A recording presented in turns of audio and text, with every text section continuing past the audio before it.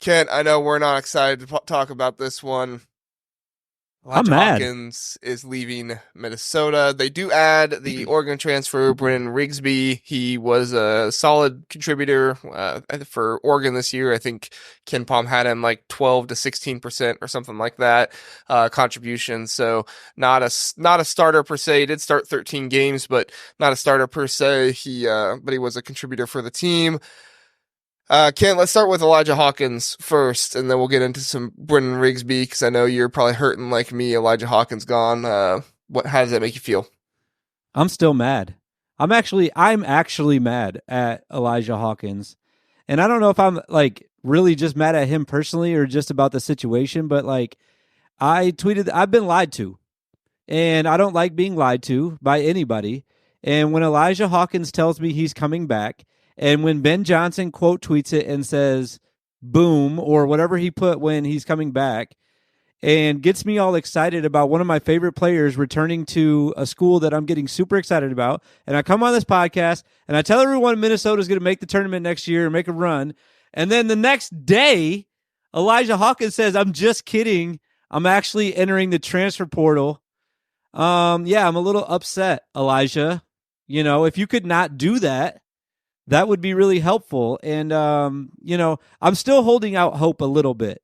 For some reason, because he's already switched his mind once, what's it hurt to do it one more time? Just say, you know what? I was just kidding about the transfer portal thing. I'm actually staying at Minnesota. That'd be great. But yeah, I'm upset. I'm upset because I was so excited about Minnesota, and he was a big reason for my excitement level. And I'm just upset about it. I mean, Elijah Hawkins is going to go somewhere pretty good. Came into the transfer portal last year, had really no rating at all. Ben Johnson found him, brought him in, and now he's back in the transfer portal. He's a 4-star. I don't know his exact rank off the top of my head, but I know he's a 4-star on there. So when you go from no ranking or rating at all to 4 stars, that's pretty good there. Anthony, I know you haven't been in the love for Minnesota like we have this season. I don't know, maybe you have. You still weren't on here gushing about them with us, but your thoughts on Elijah Hawkins leaving and then Brennan Rigsby coming in. What are your thoughts there?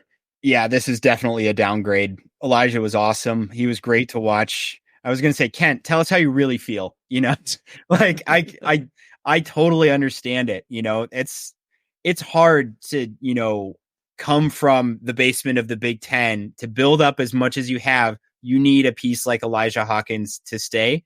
I think my overall piece of advice to everybody who's getting really invested in the transfer portal is it's best not to hinge your mental health on the decisions of, college students aged 18 to 22, because they tend to be pretty fickle, for better or for worse. Elijah Hawkins. Just don't say it in the first place, though. Don't say you're coming back if you even are thinking about it. Don't say I'm coming back. It's hard to come back from something like that. So I definitely feel for Minnesota fans on this. They are going to have to pick up the pieces a little bit. I think the Oregon guy will be serviceable. At least he has 2 years of playing experience. But it's that to me is still a step down. And they're gonna have to regroup a little bit. I agree. It's a step down for sure. When you just think about who Elijah Hawkins was and kind of some of the juice that he gave this program. I mean, at the end of the day, they do still have Kim Christie. I was going to say he hasn't made a decision yet on what he's officially going to do. Yeah. If he ends up going to the NBA, I'm out. I'm out on Minnesota. Didn't they lose? Did they lose Pharrell Payne too? Yeah. Yeah, he went to Those are my three. Well, I'm sorry. Right. Those were my second, third, and fourth best favorite players from Minnesota, behind Parker Fox, of course. Yep. Oh my God, is he gone yet? No. He's back. He's back, baby. For his 7th season now. Yep, he's back. I won't accept anything less than excitement from you right now, Anthony. Dude needs to go sell real estate. No, shush. He might come back the following year. How about that? He's a real glue guy, a real gym rat. Just I will not take any gruff about Parker Fox on this show. I won't have it. He's the guy you love to have when he's on your team, but you do not want to play under any circumstances when he's against your team. He played good against you guys in the Big Ten tournament. That is the nicest thing that I can say about him. He's all. Hey, I actually talked to him like right after he played you guys in the Big Ten tournament, and I'll tell you what he said about Tom Izzo afterwards. Oh, now you got me really interested. Oh, nice. It was all nice. It was all nice. Parker, I'm not going to put your information on blast. I won't do that. I was just kidding.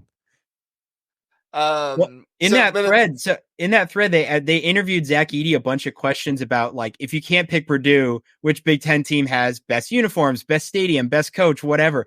And like at least 75% of the answers was Michigan State. And like, man, I don't like you. Like, stop making me want to like you as a player. Yeah. That's hilarious. Kent, you looking at Minnesota this year? They've had a number of guys go away, like we were talking about, Furrow Payne, a couple other guys, Olu Joseph, Kerrigan, now Elijah Hawkins, but they have added Brendan Rigsby, and also Frank Mitchell was kind of a quiet add. That happened about a week ago. Do you think that Minnesota has done enough, or do you think they can do enough to improve from last year? Or are we going to be looking at a Minnesota team that's similar or worse to what they were this year? I still think they're going to be better. I actually forgot about the Frank commitment. That was huge. He was like top 10 rebounder in the country last year, and he'll be at Minnesota, so he's going to be extremely helpful. I'm much more excited about him. What's his last name again? I know his first name's Frank. Mitchell, yeah, okay. So we got Mitchell, and we also still got Mike Mitchell, Jr. I say we. I'm not even a Minnesota fan. This is how committed I've been to this team this year. Big Ten fan, Kent. I'm just a Big Ten fan, and I got really connected with Minnesota this year. We have the Mitchell brothers coming back next year, Mike Mitchell and now Frank Mitchell. So we're going to be good right there with the Mitchells. Didn't you have much more excited who was about a big guy a while What's back? That? Didn't Minnesota have another Mitchell that was a big guy? I think he transferred out. He's not there anymore. But there was another Mitchell there, I thought. I'd have to look that one up. Martise Mitchell. He transferred out. I'll look him up. I don't remember him. But I'm much more excited about Frank, though, than I am about Brennan, for sure. Definitely much more excited about him. I still think that they can take a step forward. I think that Ben Johnson's getting comfortable in his own coaching skin, if you will, because the first year he was there, it just seemed like he didn't really know what was going on, and the Big Ten kind of smacked him right in the face. But last year, I felt like he's really starting to step in to his role as a leader at Minnesota. So I'm excited to see what he did. I will say one bad thing about Ben Johnson, though. He totally misused Ola Joseph big time, because that guy I still think is a very talented basketball player, and he just did not get the minutes that he deserved last year. And for one player in the entire Big Ten that's actually leaving, if he leaves the Big Ten, I'm not sure he committed anywhere yet, Joshua Ola Joseph, he had the most cause for being misused to want to leave his program. So that's the one knock I will say on Coach Johnson not using him correctly. But I do still think that they can move forward next year. I still think that they can be better, even with Hawkins gone. I think he went to Cal. He did go to Cal. You're right. Yeah. You're right. You were right, Anthony. Martise Mitchell. And now I'm sad because I'm also looking at the other players who left Minnesota. This is when I liked Minnesota again, because that's when Gabe Ketchler was there, and also Mona Silence, Marcus Carr, who went to Texas. And just think of what he could have done in Minnesota if he was there. So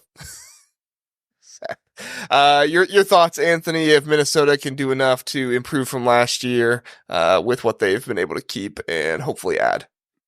So similar, conundrum as Michigan, right? They're trying to stay competitive in a Big Ten that is expanding, right? So that it makes the job harder. But if, I will say last season, there was a discernible changing of the guard in terms of like what I'll call these like normally tier 2 or maybe even tier 3 Big Ten teams kind of starting to rise to the top with Northwestern, Nebraska, names you don't normally hear at the top third of the conference really are, stepping up. So I think Ben Johnson has the ability in him to get the team and, put the pieces together, make things interesting.